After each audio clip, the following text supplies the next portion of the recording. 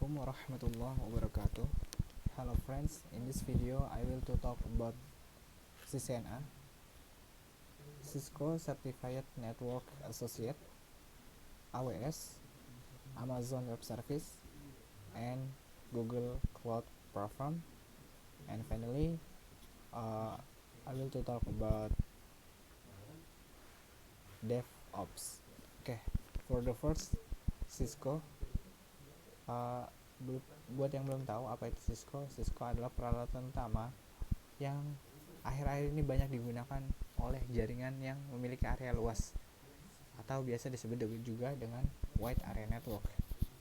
Dengan Cisco router, informasi dapat diteruskan ke alamat-alamat yang berjauhan dan berada di jaringan komputer yang berlainan. Maksudnya di network yang berlainan, yang bertujuan untuk dapat meneruskan paket data dari suatu LAN ke LAN lainnya. Cisco router ini menggunakan tabel dan juga protokol routing yang berfungsi untuk mengatur lalu lintas data. Paket data yang tiba di router akan diperiksa. Setelah itu akan diteruskan ke alamat atau ke IP yang akan dituju. Agar paket data dapat diterima sampai ke tujuannya dengan cepat, router harus memproses data tersebut dengan sangat tepat. Ingat ya, router dia nggak hanya cepat tapi juga tepat. Untuk itu Cisco router juga menggunakan yang namanya CPU seperti yang digunakan dalam komputer. Maka dari itu Cisco dapat memproses lalu lintas data dengan cepat. Oke. Pembahasan pertama dalam Cisco CCNA ini ialah network fundamental. Nah, apa sih itu network fundamental? Ini adalah bab yang mana membicarakan tentang basic dari yang namanya network atau jaringan. Network sendiri memiliki pengertian jaringan sebuah sistem komunikasi data yang melibatkan satu atau lebih sistem komputer yang dihubungkan dengan sebuah jalur transmisi alat komunikasi yang membentuk sebuah sistem. Network sendiri memiliki beberapa fungsi, namun fungsi utamanya itu ada 3 teman-teman. Yang pertama untuk membagi yang namanya sumber daya, kedua untuk komunikasi, dan yang ketiga untuk mengakses yang namanya informasi dan lain-lain. Namun hanya 3 ini yang akan menjadi fungsi utama dari yang namanya network.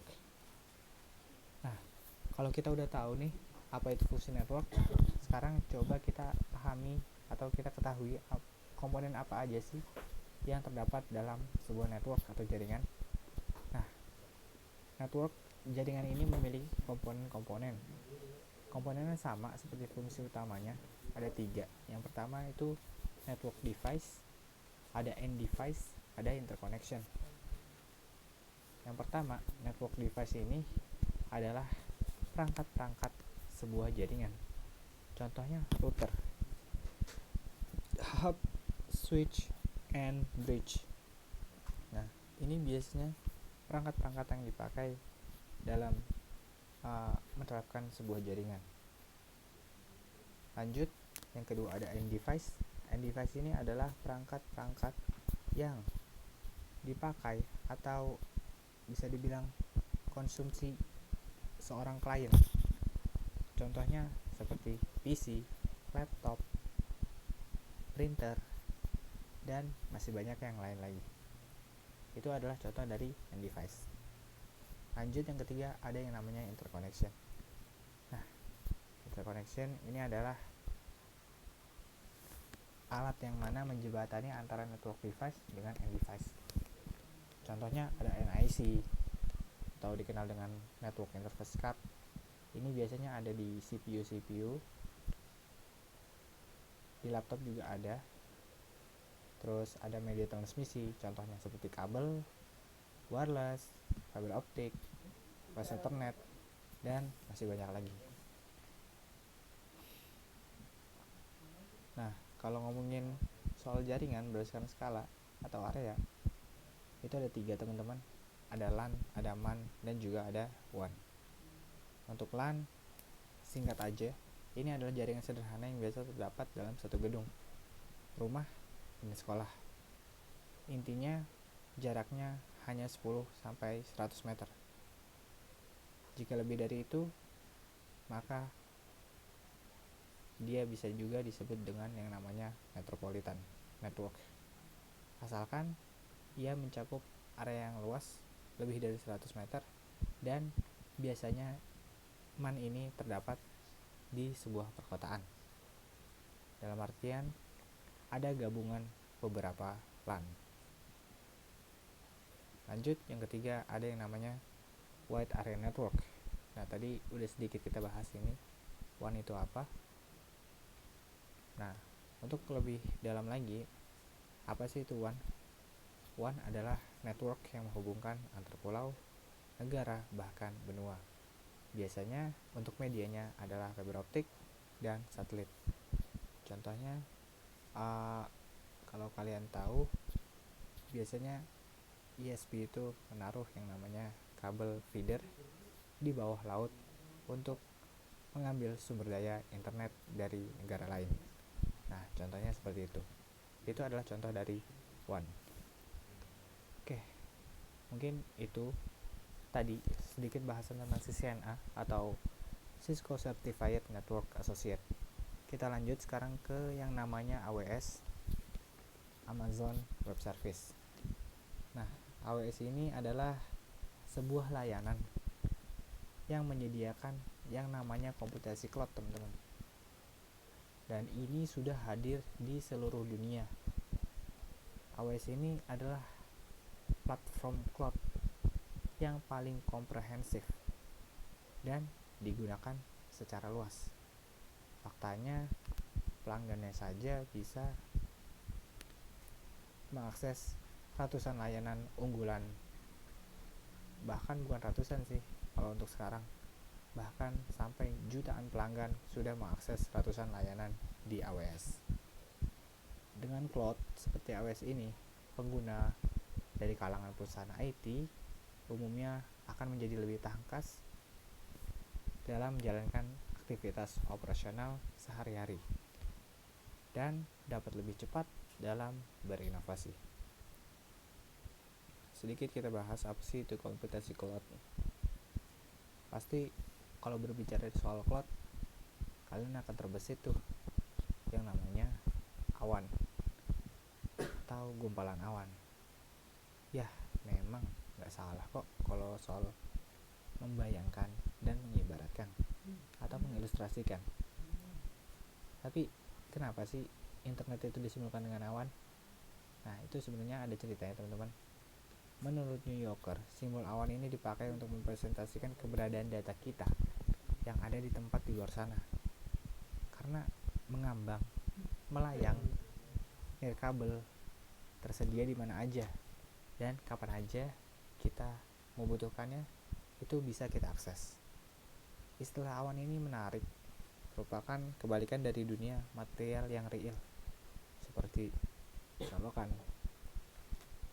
kabel, hard disk, dan sebagainya.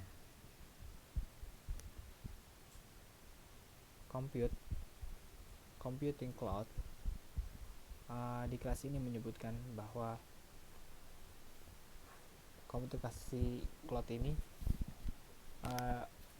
pengguna membayar dengan sesuai kebutuhan, atau bisa dibilang pembayaran on demand, dan harga juga sesuai pemakaian, atau bisa dibilang pembayaran pay as you go.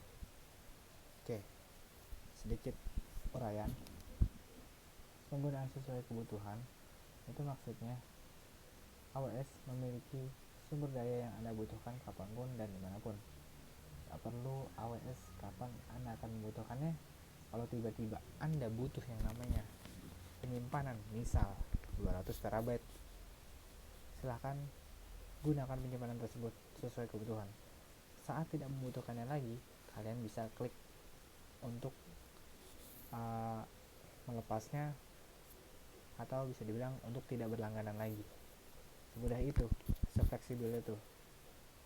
Ini nggak mungkin kita dapatkan di data on premise, karena data on premise itu biasanya kita harus beli yang namanya gedung, terus kita beli server, kita beli rak server, kita beli AC agar server itu tidak terlalu panas, dan masih banyak lagi. Lanjut, berbicara cloud computing tentu akan berkaitan dengan yang namanya sumber daya IT. Bagian besar dari filosofi AWS itu memiliki ratusan layanan unggulan. Kenapa sih banyak banget? Jawabannya ya sederhana, karena bisnis itu membutuhkannya. AWS pun ada beberapa sumber daya IT yang sudah umum digunakan di sejumlah perusahaan. AWS nggak perlu yang namanya kontrak apapun, cukup bayar seperti yang kita bilang tadi, pay as you go. Sama halnya seperti skenario kedai kopi, Anda nggak harus mempekerjakan pegawai secara terus-menerus. Cukup di waktu yang jam atau cukup di waktu sibuk saja. Bahkan waktu malam hingga pagi Anda ya nggak butuh itu yang namanya kedai kopi, karena kedai kopi itu sudah tutup. Itulah sedikit tentang cloud komputasi. Nah, kalau kalian yang mau tahu data on premise, ini adalah contoh gambar dari data on premise. Dia butuh gedung, butuh rak, butuh server, dan juga butuh yang namanya lampu. Oke, lanjut. Kalau untuk Google Platform ini hampir sama seperti AWS, cuma keduanya ada keunggulan masing-masing. Mungkin kalau di GCP orang itu akan lebih dimanjakan dengan websitenya, mungkin karena lebih bagus dibandingkan AWS. Untuk penggunaannya dan fungsinya itu kebanyakan atau rata-rata servisnya hampir sama, komputasi awan, komputasi cloud, dan masih banyak lagi. Komputasi awan kalau di GCP itu sesuai definisi yang diusulkan oleh Institut Standar Nasional Amerika Serikat dan teknologi, pelanggan mendapatkan sumber daya komputasi sesuai permintaan dan juga pelayanan mandiri. Nah, ini sama ya kayak tadi di AWS. Pelanggan komputasi awan menggunakan antarmuka otomatis dan mendapatkan pemrosesan daya, penyimpanan, dan jaringan yang mereka butuhkan tanpa perlu campur tangan manusia. Mereka dapat mengakses sumber daya ini melalui jaringan internet. Penyedia sumber daya tersebut memiliki kolam yang besar ibaratnya, mengalokasikannya untuk pelanggan yang keluar dari kolam. Itu membutuhkan penyedia untuk mendapatkan skala ekonomi dengan membeli dalam jumlah besar. Pelanggan juga nggak perlu tahu atau peduli tentang fisik soal sumber daya tersebut ada di mana. Sumber daya komputasi cloud itu bersifat elastis. Pelanggan yang membutuhkannya itu banyak. Sumber daya bisa mendapatkan lebih banyak dengan cepat. Ketika mereka membutuhkan lebih sedikit, mereka dapat menguranginya. Dan terakhir, mungkin ibaratnya pelanggan tuh hanya membayar untuk apa yang mereka gunakan saja atau yang mereka pesan saja. Saat mereka menggunakannya, ya udah, itulah yang mereka bayar.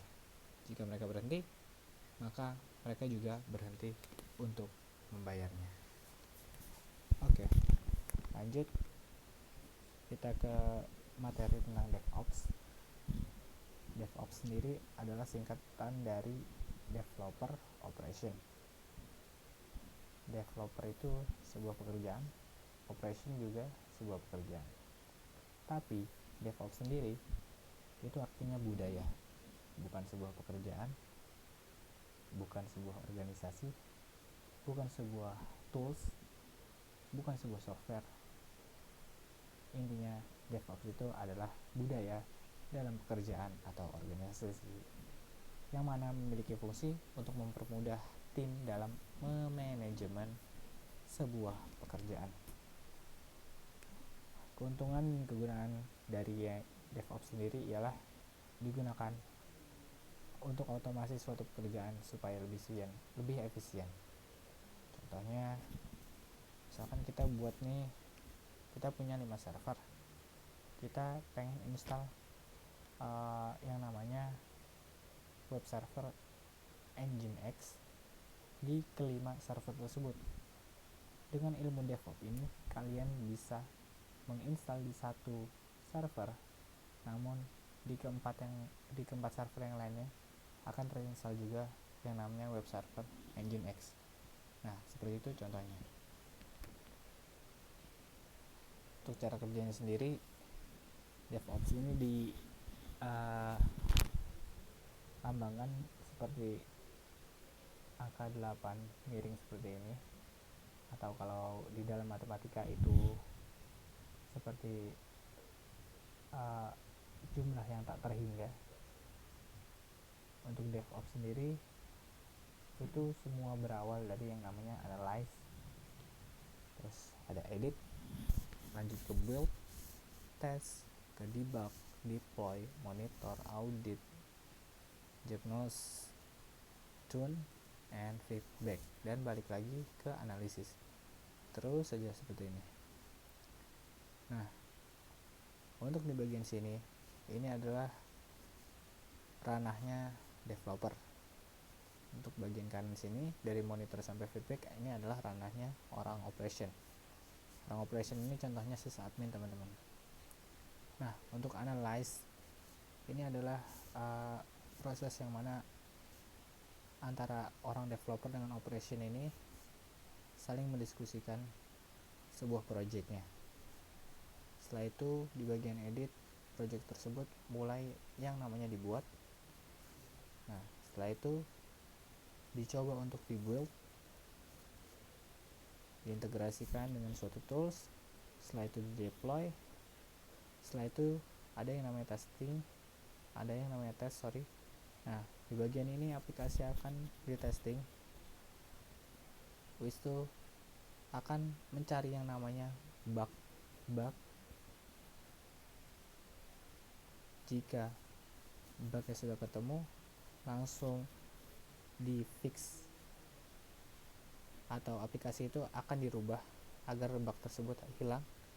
Setelah itu aplikasi tersebut akan dideploy kembali. Nah, setelah sudah fix, dideploy atau diluncurkan, maka orang operation lah yang memonitoringnya. Setelah itu mengaudit atau memonitoring dan mencari apakah ada yang kurang dengan aplikasi ini. Nah, jika dia sudah menemukan apa yang kurang, dia diagnosis nih. Kira-kira kalau misalkan ada sebuah aplikasi dengan pengunjung pada jam 5 ada 5 juta pengunjung. Nah, maka si orang operation ini akan mendiagnosis kira-kira butuh berapa CPU lagi nih untuk menampung kira-kira 5 juta pengunjung dari aplikasi tersebut. Nah, setelah itu dicoba ditune atau dinaikkan. Setelah itu akan masuk ke yang namanya proses feedback ini. Nah, proses feedback ini seperti memberikan saran. Nantinya saran tersebut akan dikirim ke developer, dan dari developer nanti akan balik lagi dengan orang operation untuk menganalisis kedepannya aplikasinya gimana, apa yang harus diupgrade, apa yang harus diupdate, dan masih banyak lagi. Begitu terus, analyze, edit, terus dibuat lagi, dites lagi, ada bugnya, habis itu di debug, habis itu diluncurkan lagi, dimonitor, ada yang kurang apa, kasih feedback, balik lagi ke analyze lagi, dan seterusnya. Oke, mungkin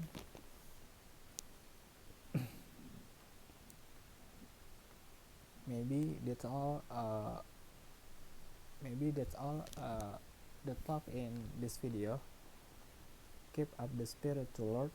Greetings, Ray of IT friends. See you in the next video.